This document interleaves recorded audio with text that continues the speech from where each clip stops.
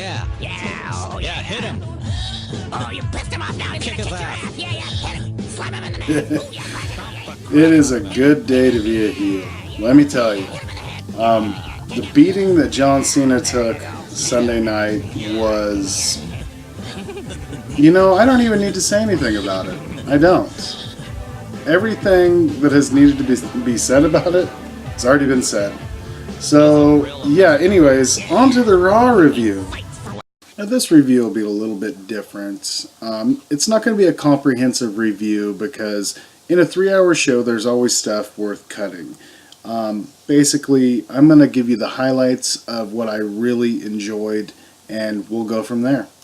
Now, I got to hand it to Steph. She really got me when she came out to Flight of the Valkyries. I thought Daniel Bryan was coming out to ruin my night.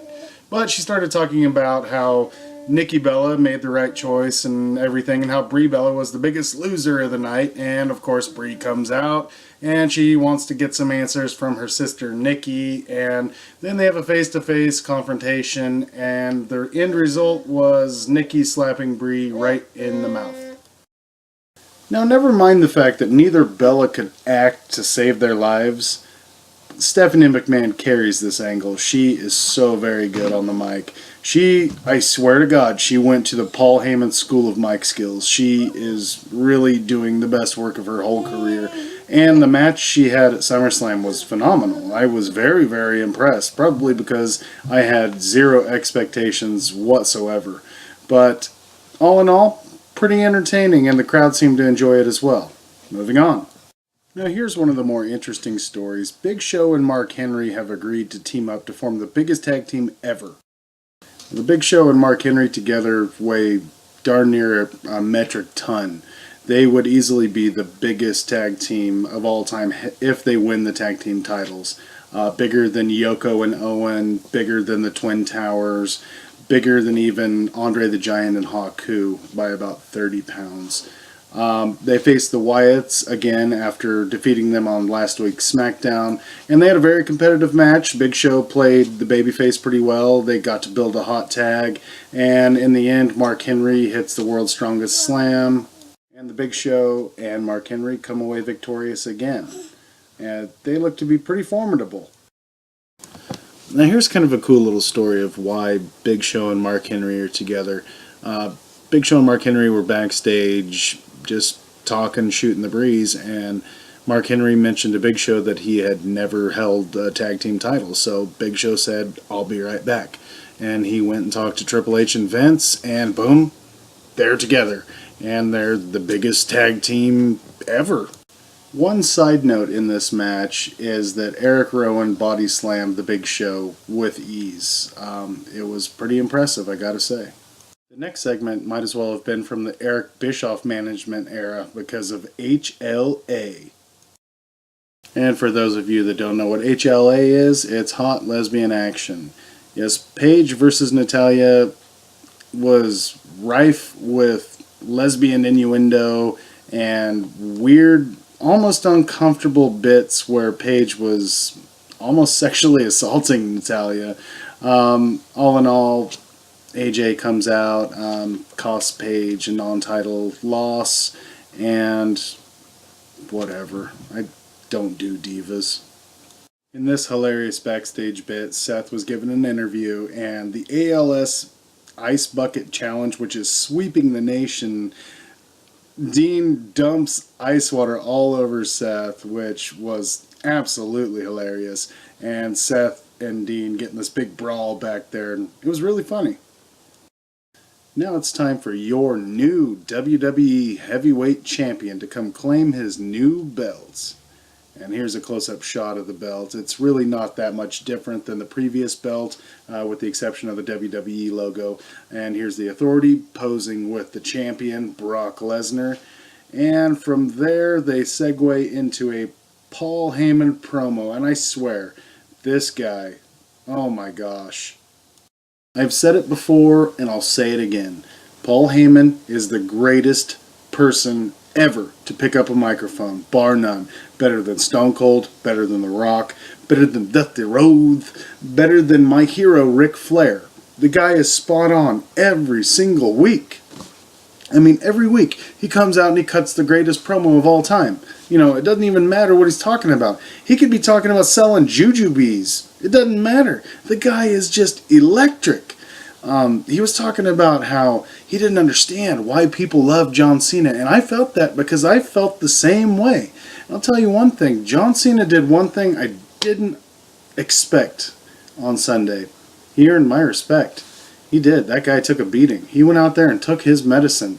And I don't have a damn thing to say about John Cena that's negative. I don't. The guy really earned his paycheck on Sunday, and I thank him for going out and doing the job the way he did.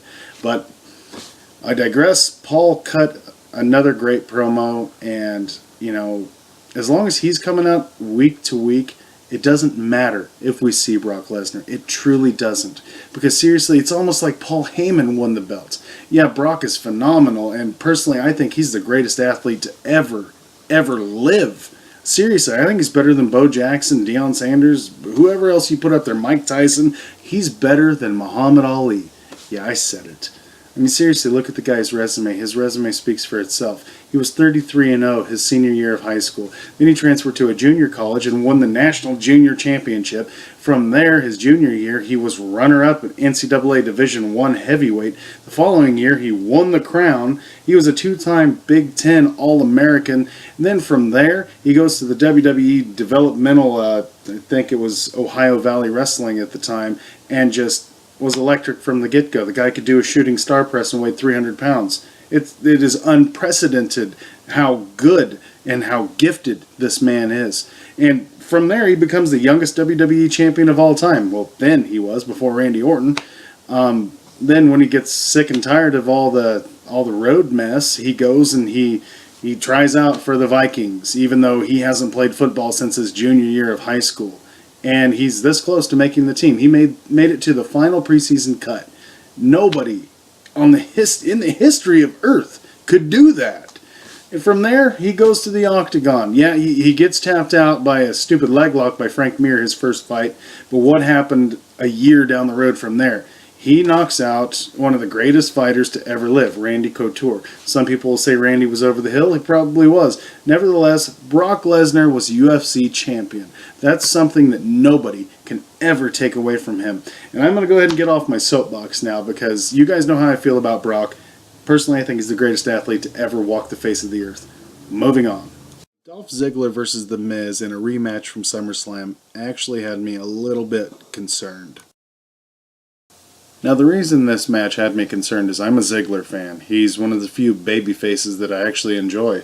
I was almost certain he was going to lose to The Miz one night after winning the title. You know, like Barrett and The Miz, where they traded the title back and forth a day apart.